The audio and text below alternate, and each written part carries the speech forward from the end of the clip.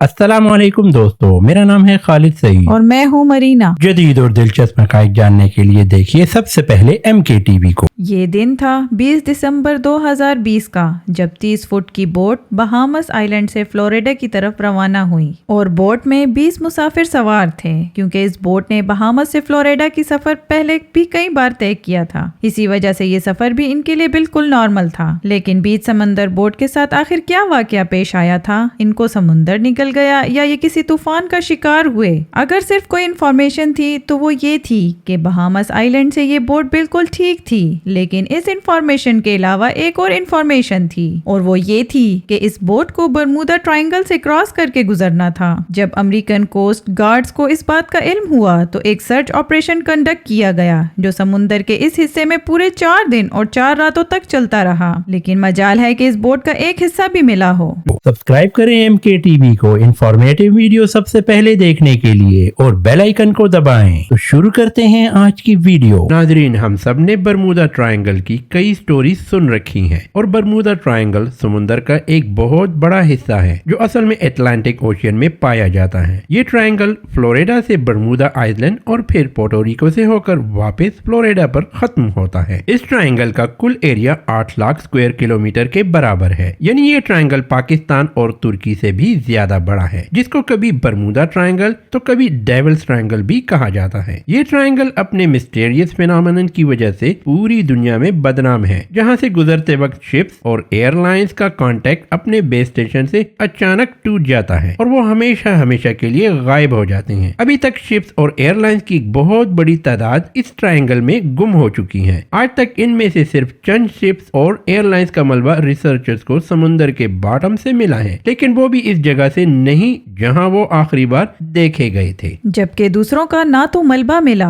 और ना ही उनके अंदर मौजूद लोगों का आज तक किसी को पता चल सका है। समुंदर के इस हिस्से में ताकतवर वोर्टेक्स पाया जाता है या फिर यहाँ सी मॉन्स्टर्स और एलियंस का बसेरा है। आखिर बरमूदा ट्रायंगल में कुछ तो एबनॉर्मल जरूर है, जिसकी वजह से ना तो ये बड़ी से बड़ी शिप्स को छोड़ता है और ना ही किसी जहाज को। यहाँ पेश आने वाली एबनॉर्मल एक्टिविटीज का एक्चुअल रीजन साइंसदानों को आखिरकार मिल चुका है। ये मामला शुरू हुआ था 1945 में, जब US नेवी के 5 टॉरपेडो बॉम्बर एक मिशन पर निकले थे। इन 5 एयरक्राफ्ट में बैठे 14 लोगों के लिए ये बिल्कुल रूटीन प्रैक्टिस थी। लेकिन बरमूदा ट्रायंगल के एरिया में आते ही US नेवी के रेडार से 5 बॉम्बर तैयारे अचानक गायब हो गए, और वो भी एक साथ, क्योंकि इस वक्त वर्ल्ड वॉर 2 को खत्म हुए सिर्फ चंद महीने ही गुजरे थे। इसी वजह से US नेवी का शक था कि शायद किसी दुश्मन ने इनके जहाजों को गिरा दिया है। इनकी तलाश में एक और नेवी एयरक्राफ्ट भेजा गया, लेकिन हैरत अंगेज तौर पर वो भी बरमूदा ट्रायंगल के एरिया में आते ही गायब हो गया। और इस तरह ना ही कभी इन 5 मेंबर एयरक्राफ्ट का और ना ही इस रेस्क्यू जहाज का कभी पता चल सका। यही वो वाकया था जिसके बाद दुनिया भर में बरमूदा ट्रायंगल को खौफ की निगाहों से देखा जाने लगा। लेकिन इस वाकये से तकरीबन 10 साल पहले कुछ ऐसा ही सीन एक और जहाज के साथ हुआ था, लेकिन खुशकिस्मती से वो अपनी जान बचाने में कामयाब हो गए थे। 19 साल ट्विंस जॉर्ज और डेविड अमेरिकन नेवी ऑफिसर थे। अचानक इनको अपनी वालिद की मौत की खबर मिली तो इनको एक प्राइवेट एयरक्राफ्ट में बैठकर अपने होम टाउन जाना पड़ा। अभी जहाज को बरमूदा ट्रायंगल के समंदर के ऊपर पहुंचे सिर्फ 20 मिनट ही गुजरे थे कि पायलट ने इनको बताया कि जहाज के तमाम इंस्ट्रूमेंट काम करना छोड़ गए हैं। ना ही पायलट को फ्यूल का अंदाजा था, ना ही इसका रेडियो काम कर रहा था और ना ही इसको ये मालूम था कि इस वक्त वो किस डायरेक्शन में जा रहे हैं। इन दोनों भाइयों का कहना था कि इतनी ऊंचाई से भी हमें ना ही कोई शिप नजर आ रही थी और ना ही जमीन का छोटा सा हिस्सा।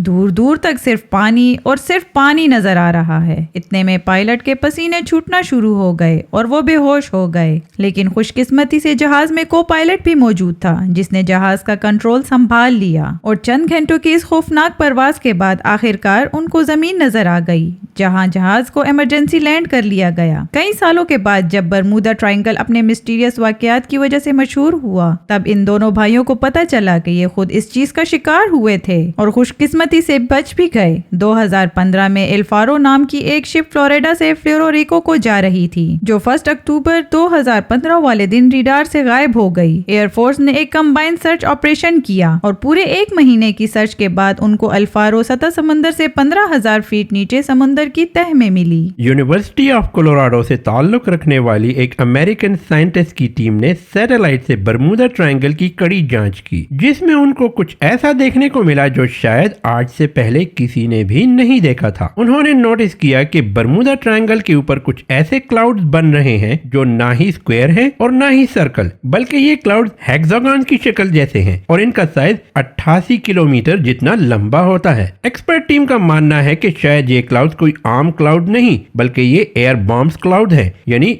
जब ये अजीब किस्म के क्लाउड्स बनते हैं तो इनके नीचे बहुत ही तेज हवा के झोंके चलते हैं जिनकी स्पीड 250 किलोमीटर पर आवर तक पहुंच सकती है। हवा के इन झोंकों की स्पीड इतनी तेज होती है कि ना ही इनमें कोई हवाई जहाज आसानी से उड़ सकता है और इनकी वजह से पानी में जो लहरें बनती हैं ना ही इनमें कोई बड़ी सी बड़ी शिप तैर सकती है। साइंसदानों का कहना है कि शायद बरमूदा ट्रायंगल में होने वाले हादसात की यही एक वजह मानी जा सकती है। आज के लिए इतना ही दोस्तों। नेक्स्ट वीडियो तक के लिए अल्लाह हाफिज।